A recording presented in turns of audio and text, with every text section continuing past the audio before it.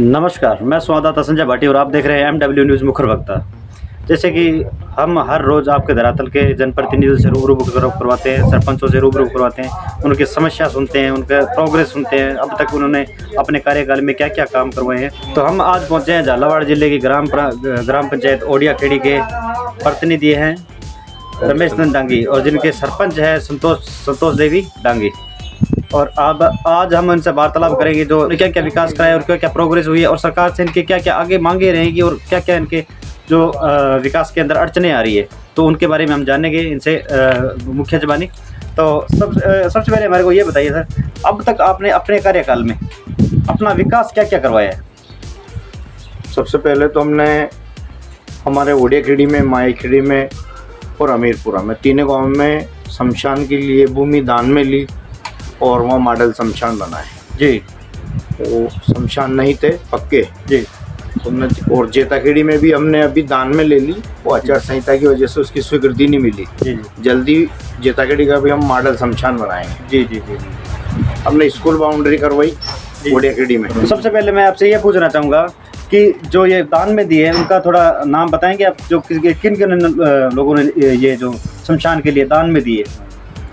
ग्राम मायाखेड़ी में शमशान के लिए रामनारायण दांगी, बालाराम दांगी, देवीलाल दांगी, किशनलाल दांगी, इन्होंने हमें 14 बीसवा जमीन दान में दी। जी। वहाँ मैंने मॉडल शमशान बनाया जी। और लोगों को सब सुविधा मिल रही। वहाँ प्लांटेशन भी किया मैंने, पेड़ पौधे भी लगाए और वो मॉडल शमशान से मैंने वहाँ प्रतीक्षालय भी बनाई। जी जी जी। अंदर सीसी भी पूरे में सीसी हो रहा, पानी की व्यवस्था है जी। तो लोगों को बहुत बढ़िया सुविधा मिलती है। जी जी जी। जेताखेड़ी में अभी हमने प्रभुलाल दांगी से जमीन दान में ली, वहाँ जमीन नहीं थी जी। तो वो भी आचार संहिता की वजह से अभी जिला परिषद में पड़े काम, वो मॉडल शमशान भेज रखा था। जी जी। वो सेंक्शन नहीं हुआ, उसको भी जल्दी सेंक्शन करवा के बनाएंगे। जी जी जी। उसके बाद में अमीरपुरा में हमने दान में ली जमीन। जी जी। तो वहाँ हमने ली रोडूलाल, जगदीश पटेल, कारूलाल और रामलाल कन्हैयालाल से 14 बीसवा जमीन हमने वहाँ भी दान में ली। जी जी जी। वहाँ भी शमशान नहीं था, वहाँ भी हमने पक्का शमशान बनाया, शमशान तक रोड बनाया। जी जी।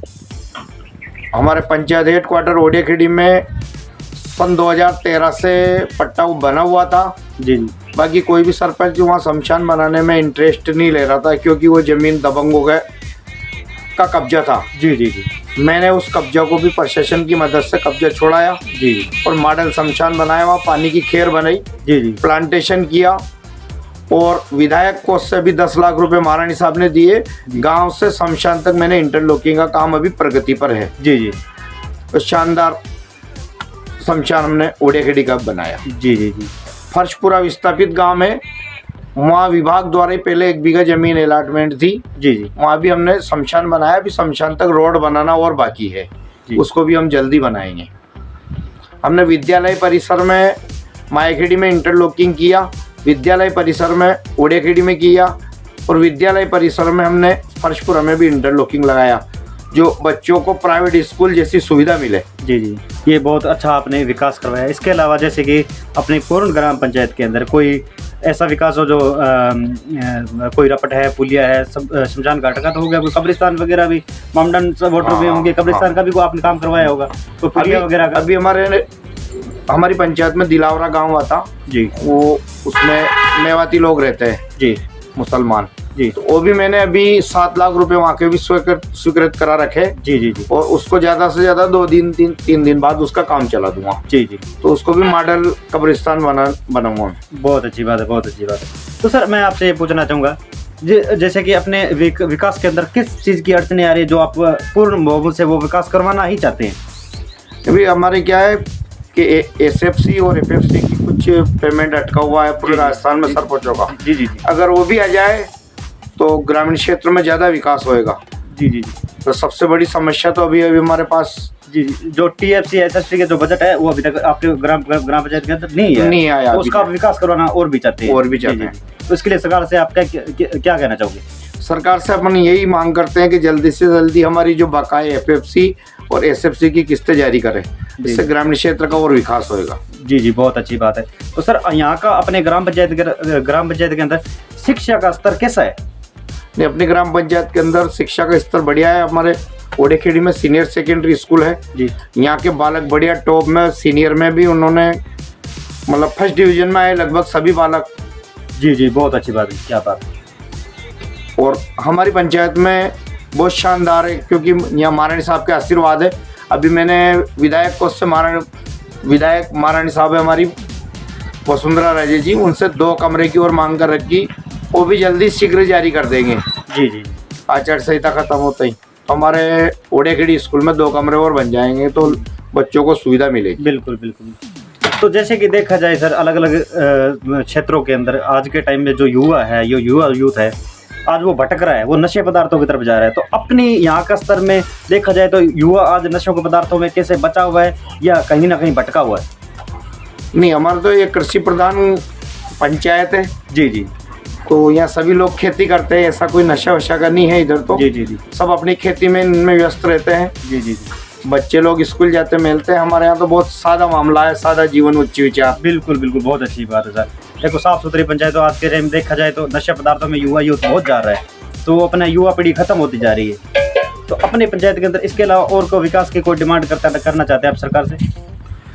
ये अभी हमें महारानी साहब ने MDR रोड दे दिया पिड़ावा से ओसाव जी। हमने 1 करोड़ प्रपोजल भेजवा रखे और महारानी साहब से मांग कर रखी ओसाव से पिड़ावा होते हुए भी एक MDR रोड और बन जाए। जी जी, विधायक को से हमारे गांव को, मायाखेड़ी को, ओडियाखेड़ी तक महारानी साहब ने 2.5 करोड़ रुपए दिए थे। जी, विधायक को से शानदार रोड बन गया। जी जी, अब हमारा जेताखेड़ी से कॉलोनी तक और डामर रोड बन जाए तो गांव वाले को हाईवे में आने में केवल 1-1.5 किलोमीटर में हाईवे पर आ जाएंगे वो। जी जी जी, तो उनको भी बहुत सुविधा होगी, उसमें शमशान का रास्ता भी जुड़ जाएगा उनका। जी जी, और हाईवे पर भी आ जाएंगे। हाईवे पर आए बाद वो कहीं भी जाओ, पिड़ावा जाओ, जलावड़ जाओ। बिल्कुल बिल्कुल। केवल ये लिंक रोड कितने किलोमीटर का? 1.5 किलोमीटर का है। 1.5 किलोमीटर का। हाँ। तो सर, ये अपने जो पूर्ण ग्राम पंचायत के अंदर ये इंटरलॉकिंग और CC रोडों का निर्माण कितने % हो चुका है पूरी ग्राम पंचायत में आपके कार्यकाल में? नहीं, हमने लगभग सभी जगह कर रहे हैं, कीचड़ खत्म जी। बाकी पहले विकास नहीं हुआ था इसलिए जो काम करवा रहे फिर भी कम लग रहा। जी जी, पहले पिछड़ी हुई पंचायत थी। तो कर रहे हैं हम कोशिश धीरे धीरे कि इसको टॉप में करें, कीचड़ पूरी पंचायत का खत्म करें। वो कहीं देखा जाए तो पंचायतों के अंदर जाते हैं, पानी की निकासी नहीं होती, नालियों का निर्माण नहीं होता, तो पानी का निकासी नहीं होती, गांव के अंदर ही वो कीचड़ जमा हो जाता है। तो वो बहुत देखने में बुरा लगता है। कोई जब भी कोई अधिकारी आता है तो वो जिम्मेदारी सिर्फ सरपंच की होती है। तो अपने यहाँ का जो पंचायत के पूर्ण पंचायत के अंदर है, जो नालियों का निर्माण है, पानी निकासी का है, वो बढ़िया स्तर पे है। हाँ, बढ़िया स्तर पर है। अभी ओडियाखेड़ी में हमारे 31 लाख रुपए और अपने PW से जी नरेगा में सेंक्शन हो गए। और थोड़ा कीचड़ था लगभग, वो भी आचार संहिता बाद खत्म हो जाएगा। जी जी। तो रमेश, इसके अलावा आपने और क्या क्या विकास कराया ग्राम पंचायत के, जैसे कि कोई रपट पुल या टीन सेट वगैरह, कोई और भी विकास हुआ है ग्राम पंचायत में? हमने ग्राम मायाखेड़ी में विधायक को से टीन शेड लगवाए जी। तो कुछ गांव वाले की मदद से और महारानी साहब के कोष से मिला के हम 10,000 लोगों का खाना एक साथ खिला सकते, इतना बड़ा हमने वहाँ टीन शेड लगाया। जी। और नरेगा से हमने वहाँ उद्यान गार्डन भी बनाया जी। और वहाँ शौचालय का काम भी अभी प्रगति पर है। जी। तो यहाँ पे अपने पंचायत के पास चारागाह भूमि भी है?